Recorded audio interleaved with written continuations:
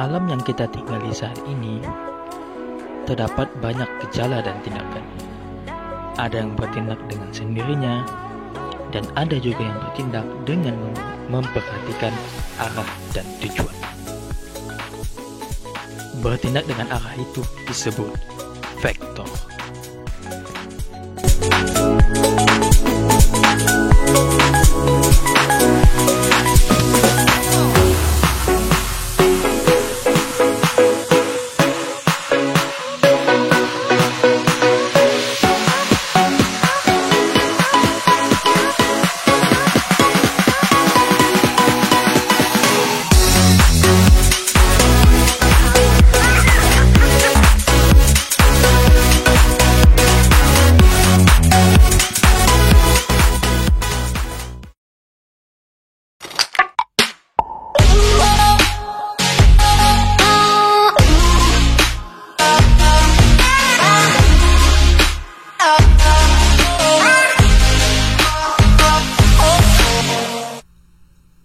Halo Sobat Fisika Mania. Di video ini kita akan membahas materi yang berkaitan dengan vektor, tentunya pada fisika. Dan bersama saya Ayeka.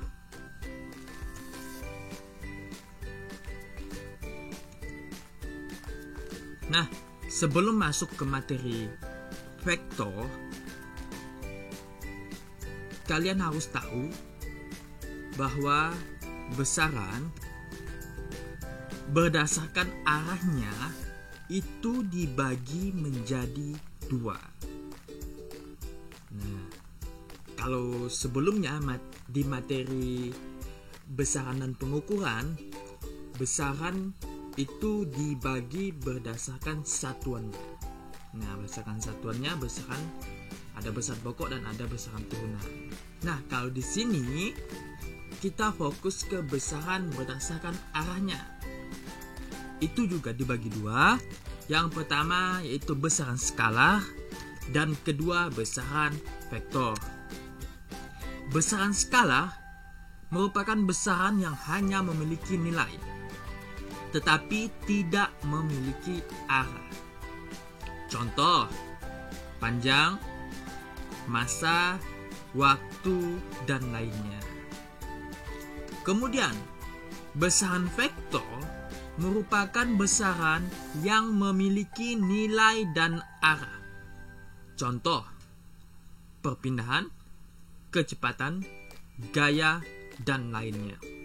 Jadi, konklusinya, besaran skala itu hanya memiliki nilai, sedangkan vektor memiliki nilai dan arah. Tambahannya yaitu arah untuk besaran vektor. Nah, di video kali ini kita fokus ke besaran vektor.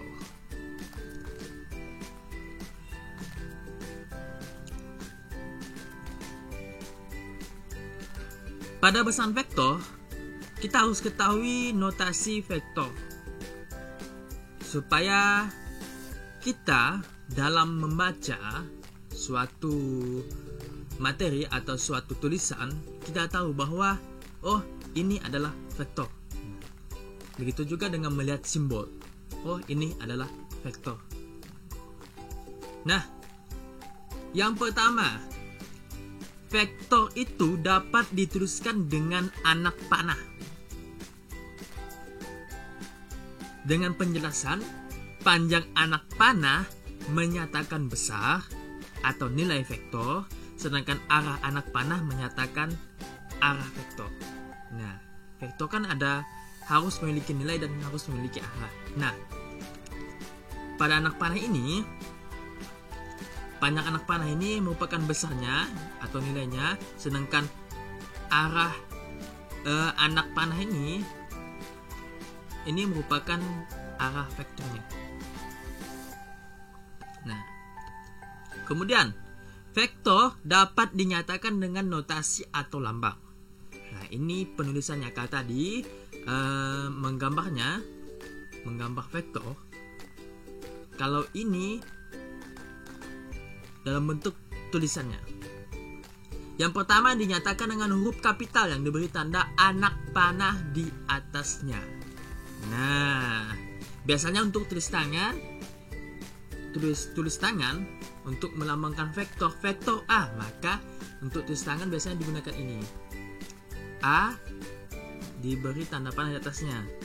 Oh, misalkan vektor B, maka ini berubah jadi B beri tanda anak panah di atasnya. Nah, dan seterusnya begitu. Kemudian, nah untuk ketik, misalnya untuk ketik di media cetak atau mengetik di laptop dan sebagainya, itu dinyatakan dengan huruf kapital yang dicetak tebal.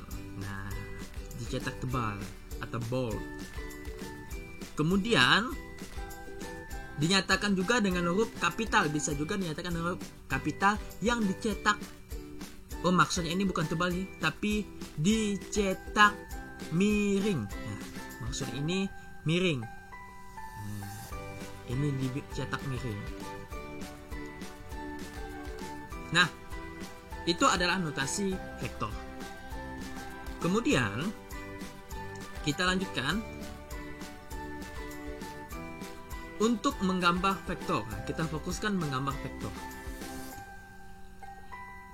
Di mana pada vektor segaris, dua vektor yang sejajar dan searah dapat dijumlahkan sehingga diperoleh resultan kedua vektor tersebut. Nah, ada dua vektor yang sejajar dan searah, arahnya sama, kemudian sejajar. Nah, itu dapat langsung kita jumlahkan. Nah, di sini contoh ada vektor A. Ini garisnya vektor A. Kemudian ada vektor B. Nah, jika dijumlahkan maka akan terbentuk resultan. Resultan disimbolkan biasanya R. Nah, dijumlahkan searah dan sejajar, maka langsung dijumlahkan. Misal vektor A 4 Newton, vektor B 6 Newton. Maka resultannya A ditambah B sama dengan 4 Newton ditambah 6 Newton, sama dengan 10 Newton. Nah, itu untuk vektor segaris. Kemudian kita lanjutkan untuk vektor yang saling tegak lurus. Nah, dua vektor yang saling tegak lurus atau membentuk sudut 90 derajat tegak lurus untuk 90 derajat dapat ditentukan resultannya dengan persamaan R sama dengan AK A kuadrat ditambah B kuadrat. Nah, tegak lurus. Biasanya ini kalau di matematika ini Pythagoras kan. Nah, kalau tegak lurus sudutnya 90 derajat maka persamaan Pythagoras berlaku di sini. R sama dengan A kuadrat plus B kuadrat. Ini contohnya, ada vektor A ke atas dan ada vektor B ke samping membentuk sudut 90 derajat di sini, siku-siku. Maka resultannya ini. Nah, berapa resultannya? Nah, misal vektor A itu 6 Newton, vektor B 8 Newton. Maka resultannya akar A kuadrat plus B kuadrat. Dimasukkan nilainya 6 kuadrat ditambah 8 kuadrat. 6 kuadrat itu 6 kali 6 36, 8 kuadrat 8 kali 8 64. Akar 100 sama dengan 10 Newton. Nah, kita lanjut. Untuk vektor yang membentuk sudut tertentu disebut dengan metode geometris. Nah, menggambar dengan metode geometris. Ada 3 metodenya, yaitu metode segitiga, metode jajar genjang, dan metode poligon. Pada metode segitiga, ini khusus untukkan 2 vektor. Hanya khusus untuk 2 vektor dengan membentuk sudut tertentu. Nah, misal ada vektor A, garisnya, kemudian ada vektor B, nah garis anak panahnya juga begini, Nah, cara melukisnya atau menggambarnya, pertama kita tulis dulu, bentuk dulu vektor A sama persis. Arahnya sama, panjangnya sama. Nah, kemudian kita tulis lagi vektor B, tetapi pangkal anak panah ini harus ketemu dengan arah atau tanda anak panah. Nah, misalkan ini pangkal, ini kepala. Saya sebutkan ya. Berarti pangkal vektor B ini harus ketemu dengan kepala vektor A. Nah, jadi begini. Pandangannya juga harus sama, arahnya, sudutnya juga harus sama. Ini sangat menentukan metode segitiga. Kepala ketemu pangkal. Nah, begitu. Kemudian, maka kita dapat menentukan resultannya. Nah, ini resultannya. Resultannya, kalau tadi antara A dengan B, kepala vektor A harus ketemu pangkal vektor B. Kalau resultannya, pangkal harus ketemu pangkal, kepala harus ketemu ke kepala. Begitu untuk menentukan garisnya. Nah, lanjut ke metode geometris. Maksudnya metode geometris untuk jajar genjang. Nah, untuk jajar genjang, ini hasilnya nanti seperti yang segitiga, maka bentuknya kan segitiga. Kalau ini nanti bentuknya seperti jajar genjang. Misal ada vektor A, kemudian ada vektor B. Nah, pertama kita harus tentukan dulu vektor A-nya, kemudian ada vektor B-nya. Harus sama besar, arahnya harus sama. Begitu juga dengan B. Miringnya juga harus sama. Nah, kalau di segitiga ini, kepala vektor A harus ketemu pangkal vektor B. Tetapi kalau ini pangkal harus ketemu pangkal. Nah, pangkal ketemu pangkal. Setelah itu maka resultannya akan seperti ini. Nah, maka intinya ini pangkal vektor A, pangkal vektor B, dan pangkal resultannya harus ketemu. Nah, kalau segitiga kan harus ini, kepala vektor A harus ketemu pangkal vektor B. Nah, setelah ini maka ini panjangnya, ini kita buat panjang resultannya harus sejajar dengan ini, dengan vektor B di ujung atau di kepala vektor B. Begitu juga dengan di sini, miringnya harus sama dengan vektor B. Nah, sehingga membentuk jajar genjang. Itu untuk metode geometris jajar genjang. Kemudian metode poligon. Nah, metode poligon ini hampir sama caranya dengan segitiga, cuman poligon ini dikhususkan untuk lebih dari 2 vektor. Nah, kalau 2 vektor saja itu masuk ke metode segitiga. Kalau di poligon itu lebih dari 2 vektor. Contoh, minimal itu 3 vektor ya untuk poligon. Contoh vektor A, vektor B, dan vektor C. Nah, cara melukisnya atau menggambarnya, pertama kita gambar dulu vektor A. Setelah vektor A digambar, maka kita gambar dulu vektor B. Nah, pangkal vektor B ini harus ketemu dengan kepala vektor A, sama dengan metode segitiga. Kemudian kita gambar lagi vektor C. Nah, kepala vektor B ini harus ketemu dengan pangkal vektor C. Nah, ini harus sama ini. Nah, sudutnya. Nah, begitu dengan B sama kan? Sudutnya, arahnya harus sama.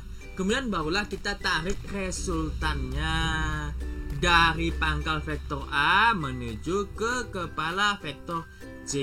Ini adalah metode poligon.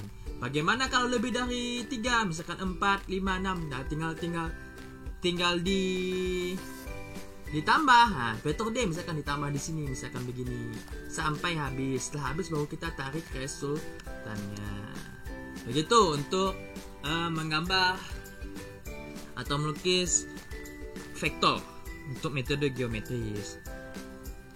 Nah, hal ini juga bisa digunakan untuk menghitung nilainya dengan mengukur panjangnya menggunakan penggaris. Tetapi kalau tidak ada alat, maka kita bisa menggunakan metode analitis. Nah, ini metode analitis. Metode analisis ini pastinya menggunakan persamaan atau rumus. Nah, contoh, misalkan ada 2 buah vektor. Vektor A dan vektor B. Di sini membentuk jajar genjang. Yang ditanya yaitu berapa resultannya. Ingat ya, dengan catatan simbol. Nah, simbol kalau di sini simbol untukkan dari vektor A ke vektor B, garis vektor A ke vektor B itu disimbolkan dengan alfa. Kalau dari garis resultan ke vektor B itu disimbolkan dengan theta. Ini simbol ya, bebas. Mau alfa, beta, theta, gamma dan lain sebagainya. Ini pokoknya simbol untukkan sudut. Nah, bagaimana mencari resultannya? Besar atau panjang resultan dapat dirumuskan sebagai berikut. Nah, ini dia. Ini disebut dengan rumus kosinus. Rumus kosinus karena apa? Karena ada cos. Nah, di sini kan cos ini kan bagian dari trigonometri untuk matematika. Trigonometri. Ini untuk kan cos. Maka rumusnya R atau resultan sama dengan akar A kuadrat ditambah B kuadrat ditambah 2AB dikali cos alfa. Nah, cos alfa ini di sini. Sudutnya ini, sudut yang mengapit antara A dan B, antara vektor 1 dan vektor 2. Nah, bagaimana kalau di soal nantinya nama vektornya bukan A dengan B, tetapi misalkan vektor C dengan vektor D. Tinggal ganti. Ini C, ini D. Tapi intinya sudut di cos ini adalah sudut yang diapit. Ya, diapit antara vektor 1 dan vektor 2. Nah, begitu untuk besar.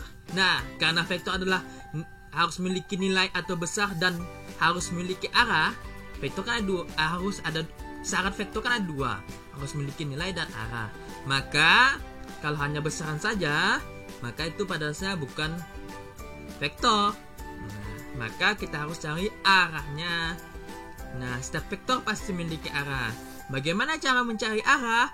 Ini menggunakan di sini rumus ini. Rumus ini biasanya disebut dengan rumus sinus. Nah, kalau ini kan kosinus untuk mencari besarnya. Kalau untuk mencari arahnya ini sinus. Nah, karena ada sin. Nah, di trigonometri itu ada sin, cos, tan, dan sebagainya. Nah, rumus sinusnya R sin theta.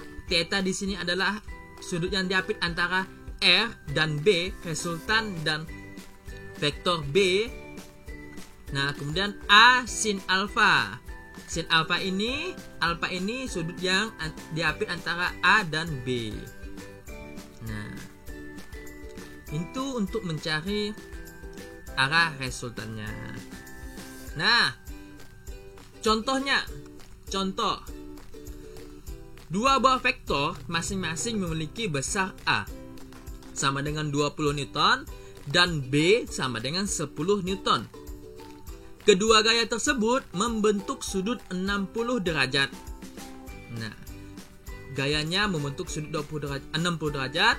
Hitunglah besar dan arah resultan vektor. Maka pembahasannya yang pertama, kita ketahui dulu A itu 20 Newton, vektor A, vektor B itu 10 Newton. Kemudian alfa. Nah, alfanya sudut yang diapit antara A dan B itu 60 derajat. Maka pertama kita cari besarnya terlebih dahulu. Besar kita menggunakan rumus kosinus. R sama dengan akar A kuadrat ditambah B kuadrat ditambah 2AB cos alfa. Nah, setelah itu 20 kita masukkan nilainya. Nilai A itu kan 20. Ini 20, nilai B itu kan 10, ini 10. Kemudian ditambah 2. A itu 20, B itu 10 cos 60 derajat. Nah, kemudian 20 kuadrat itu kan 400. 10 kuadrat itu 100. 2 kali 20, 40 kali 10, 400. Cos 60 derajat, kalau kalian sudah mempelajari trigonometri di matematika, cos 60 derajat itu 1/2. Nah, kemudian 400 ditambah 100, 400 kali setengah ini kan 200, setengah dari 400 kan 200. Nah, kemudian lanjut 400 tambah 100, 500 tambah 200, 700. Akar 700 ini kan agak susah kalau dibuat hasil yang bentuk desimal, harus pakai alat, mungkin pakai kalkulator. Tapi kalau di sini bisa kita pecahkan. Akar 700 itu sama juga dengan 100 dikali 7. Akar 100 itu 10, akar 7 kita tetapkan akar 7. Jadi akar 700 itu sama dengan 10 akar 7 Newton. Itu besarnya. Kemudian lanjut ke arahnya. Nah, berapa arahnya? Kita gunakan persamaan sinus. R sin theta, A sin alpha. Nah, R-nya kan kita dapat tadi 10 akar 7. Sin theta, yang kita cari kan theta. Arahnya itu kan theta. Theta yang kita cari. Kemudian sama dengan 20. Itu untuk kan vektor A 20 besarnya. Sin 60 derajat. Alpha itu kan 60 derajat. Nah, 10 akar 7 sin theta sama dengan 20. Sin 60 itu, sin 60 derajat itu setengah akar 3. Di matematika itu setengah akar 3, aturan trigonometrinya. Nah, 10 akar 7 sin theta sama dengan 20 kali setengah itu adalah 10. Akar 3-nya ngikut. Kemudian sin theta. Sin theta awalnya kan 10 akar 3. Di sini 10 akar 7 hilang. Kemana? Nah, kemana hilangnya? Ini pindah ruas. Awalnya kali, ini kan 10 akar 7 dikali sin theta. Awalnya kali pindah ruas jadi bagi. Nah, dibagi. Jadi kalau bagi bisa kita coret 10 coret berarti sisa akar 3 dibagi akar 7. Nah, sebenarnya sampai di sini sih kan agak sulit ya. Di soal ini memang memerlukan bantuan alat, bantuan kalkulator. Kalau di kalkulator kan dihitung menggunakan alat, itu akar 3 dibagi akar 7 sama dengan 0,654. Nah, 0,654 itu tidak termasuk ke dalam sudut istimewa. Sudut istimewa dalam arti untukkan cos dan sin dan tan. Sudut istimewa itu kan biasanya kan 0, 30, maaf 0, 30, 45, 60, dan 90. Nanti akan saya tampilkan sudut istimewanya. Tapi ini kan nilainya itu ke 0,654 ini kan tidak ada. Maka ini tetap kita gunakan bantuan alat berupa kalkulator. Nah, kalkulator itu biasanya kalkulator saintifik itu ditulis sin theta, pilih sin theta pangkat min 1 ketikan 0,654. Atau ada juga kalkulator saintifik itu pilih dulu ARC, kemudian pilih sin theta, kemudian ketik 0,654. Maka hasilnya 41 derajat. Maka konklusinya besarnya yaitu 10 akar 7 Newton dengan arah sebesar 41 derajat. Itu untuk metode analitis.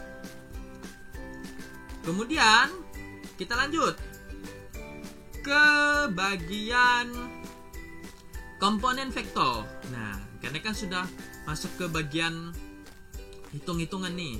Jadi kita masuk ke komponen vektor. Nah, di sini nanti akan saya tampilkan juga. Nah, saya akan tampilkan sudut-sudut istimewa pada trigonometri. Nanti setelah ini.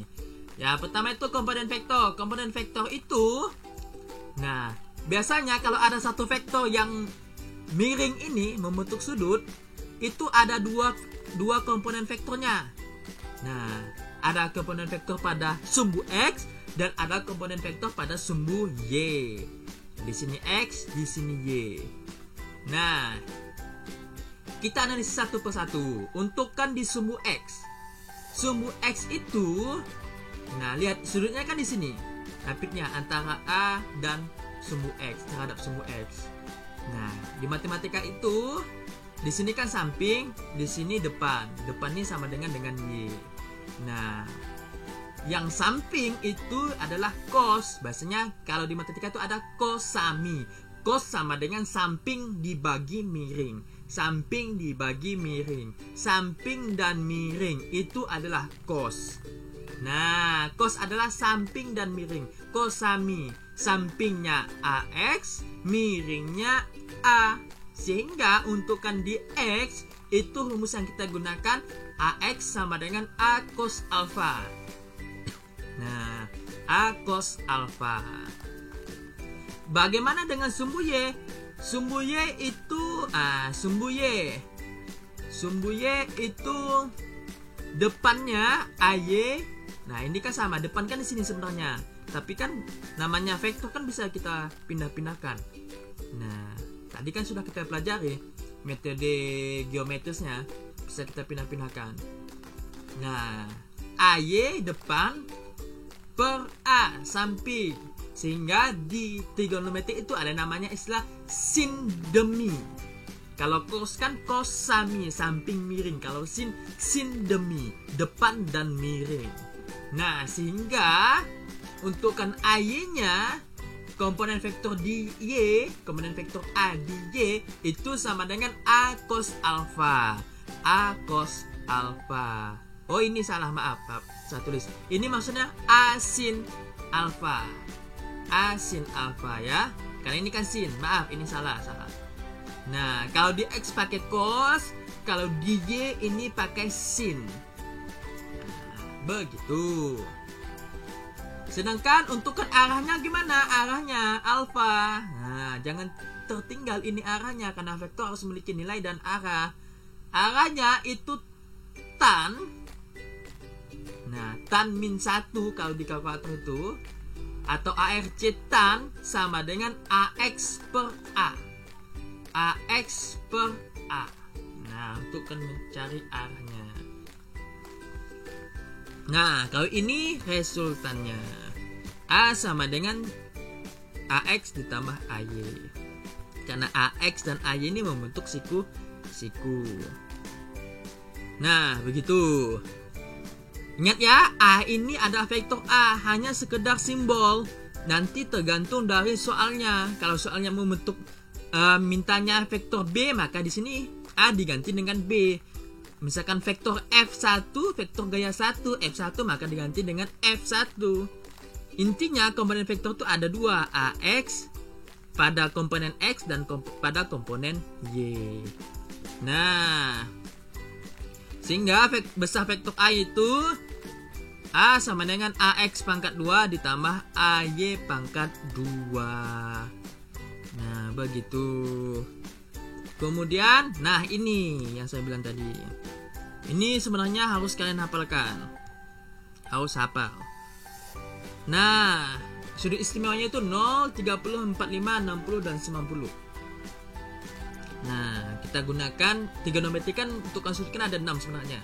Tapi di sini kita gunakan 3 saja yang sering muncul di vektor. Sin, cos, dan tan. Nah, lihat 0 derajat cara bacanya. Sin 0 derajat itu 0. Nah, sin 30 derajat itu setengah.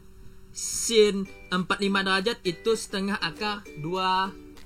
Sin 60 derajat itu setengah akar 3. Sin 90 derajat itu 1. 0 setengah akar 2 setengah akar 3 1. Bagaimana kan cos? Cos kebalikan dari sin. Nah, cos 0 derajat kebalikannya. Kalau sin kan 90 derajat kan 1. Nah, ini yang 0 untuk kan cos berubah jadi 1 kebalikannya. Lihat ini kebalikannya. Nah, 30 derajat setengah akar 3. Nih, dibaca terbalik untuk kan cos. Setengah akar 2, setengah, dan terakhir 0. Nah, kalau tan 0 derajat itu 0, tan 30 derajat itu setengah akar 3, tan 45 derajat itu 1, tan 60 derajat itu akar 3, tan 90 derajat itu tak terhingga. Kemudian contohnya, diketahui vektor A sama dengan 10 Newton. Berapakah komponen vektor X dan Y tersebut jika vektor A membentuk sudut 60 derajat? Itu contohnya. Diketahui vektor AX, nah pada komponen X itu kan menggunakan cos, A cos alfa. Nah, nilai A itu 10, nilai alfanya itu 60 derajat. Maka AX sama dengan 10 cos 60 derajat. AX sama dengan 10 cos 60 ini, kita lihat di sini cos 60 ini setengah. Nah, maka 10 dikali 1/2 itu sama dengan 5 Newton. Kemudian untuk kan komponen Y, karena ditanya itu komponen vektor X dan vektor Y. Komponen vektor Y itu menggunakan sin, A sin alfa. Nah, tinggal masukkan. Nilai A-nya itu kan 10. Sedangkan sin alfanya 60 derajat. Di sini kita lihat sin 60 itu setengah akar 3 ini. Nah, 10 kali setengah akar 3. Caranya, yang akar ini kita kesampingkan terlebih dahulu. Cara menghitungnya 10 kali 1/2, 5. Akar 3-nya kita ikutkan. Kita langsung masukkan. Jadi 5 akar 3 Newton. Jadi, untukkan komponen vektor X, AX-nya itu 5 Newton. Sedangkan AY-nya itu 5 akar 3 Newton. Begitu untukkan contoh komponen vektor. Nah, kita lanjut. Tadi kan contoh untukkan 2 vektor. Nah, bagaimana kalau lebih dari vektor? Minimal 3 vektor. Nah, ini contohnya. Contohnya, misal hitunglah resan vektor dari 3 buah vektor tersebut. Nah, di sini vektornya dilambangkan dengan F. F1, F2, dan F3. Nah, di sini vektor F1. Vektor F1 itu 10 Newton. Sudutnya 60 derajat. Vektor F2 itu 10 Newton. Sudutnya juga 60 derajat. Vektor F3 ini agak mepet ya. Nah, vektor F3 itu 10 Newton. Sudutnya 60 derajat. Nah, nilainya sama F1, F2, dan F3 sama-sama 10 Newton. Sudutnya juga 60, 60, 60. Nah, cara penyelesaiannya sama dengan komponen vektor. Kita cari komponen vektornya satu persatu. Komponen vektor di F1 berapa? Jadi kita cari F1X-nya berapa, F1Y-nya berapa. Kemudian setelah selesai kita lanjut ke F2-nya. F2X-nya berapa, F2Y-nya berapa. Kemudian lanjut ke vektor F3-nya. F3X-nya berapa, F3Y-nya berapa. Nah, dengan catatan ingat, di matematika mungkin masih ingat kalian. Di sini X dan Y-nya bernilai positif. X ke kanan itu positif, X ke kiri itu negatif. Berpengaruh nanti. Kemudian Y ke atas itu positif, Y ke bawah itu negatif. Jadi kalau F1 ini F1X-nya positif nantinya, F1Y-nya itu negatif. Positif maksudnya. Sedangkan di F2-nya, F2Y-nya positif, F2X-nya ini negatif nantinya. Karena ini kan arahnya ke sini, X-nya, berarti negatif. Kemudian F3-nya, F3X-nya negatif juga. Karena arahnya ke bawah, maka F3Y-nya juga negatif. Nah, sehingga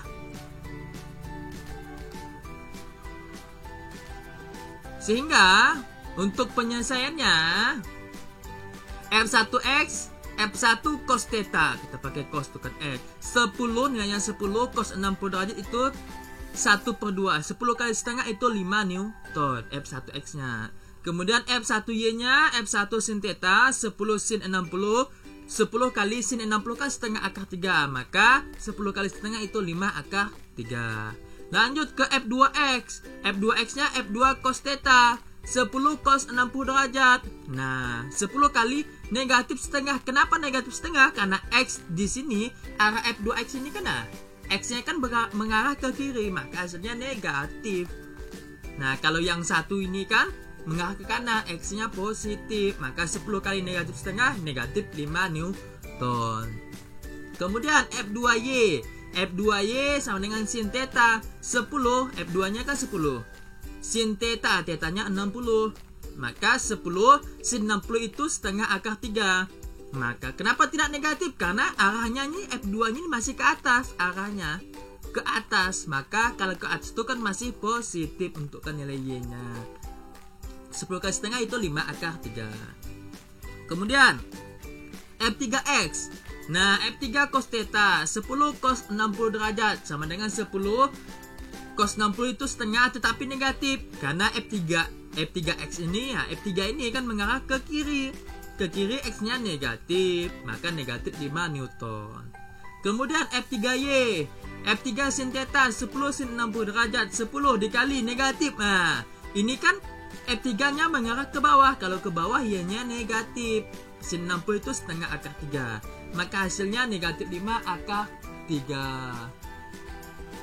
Nah, kemudian Maka dari penjabaran komponen vektor ini, kita jumlahkan terlebih dahulu. X sama X, komponen X sama X, komponen Y sama Y. Kita jumlahkan sehingga hasilnya fx sama dengan f1x ditambah f2x ditambah f3x. F1x di sini kita peroleh, f3x ini, f1x kita peroleh itu 5. Nah, kemudian f2x itu negatif 5 di sini. Kemudian f3x ini negatif 5 Newton. Nah, 5 ditambah negatif 5 sama dengan 0. Nah, 5 ditambah negatif 5. Kita mempunyai 5, sedangkan kita hutang 5, 0. Nah, kemudian ditambah negatif 5, maka negatif 5. Kemudian Fy sama dengan F1Y ditambah F2Y ditambah F3Y. Kita jumlahkan dulu yang semuanya Y, komponen vektor Y-nya. Sehingga hasilnya F1Y itu 5 akar 3 di sini. 5 akar 3 ditambah 5 akar 3 juga untukkan F2Y. Kemudian ditambah negatif 5 akar 3. Nah, 5 kalau penjumlahan untukkan akar, kalau akarnya sama, ini bisa kita langsung jumlahkan. Nah, anggapnya akar itu sebagai koefisien. Kalian kan sudah mempelajari matematika kan 2x ditambah 3x. Nah, kan sama, x sama x kan bisa dijumlahkan. Maka 2x ditambah 3x sama dengan 5x. Sama juga dengan ini, 5 akar 3 ditambah 5 akar 3. Maka 5 ditambah 5 sama dengan 10 akar 3.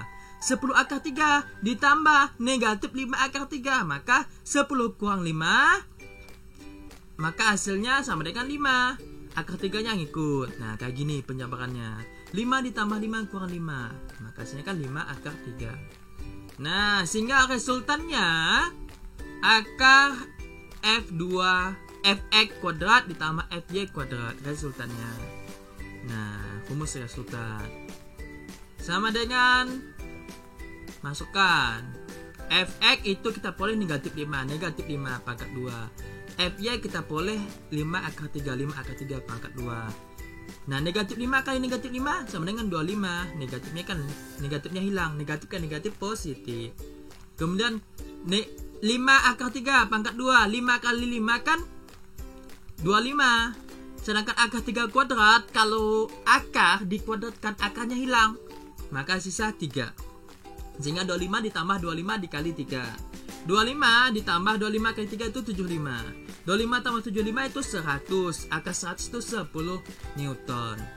Begitu untukkan contoh komponen vektor untuk lebih dari 2 vektor. Nah, sekian mati vektor kali ini. Semoga bermanfaat dan senantiasa untuk terus belajar dan terus belajar. Saya Eka. Sampai jumpa pada video berikutnya. Salam Fisika Mania.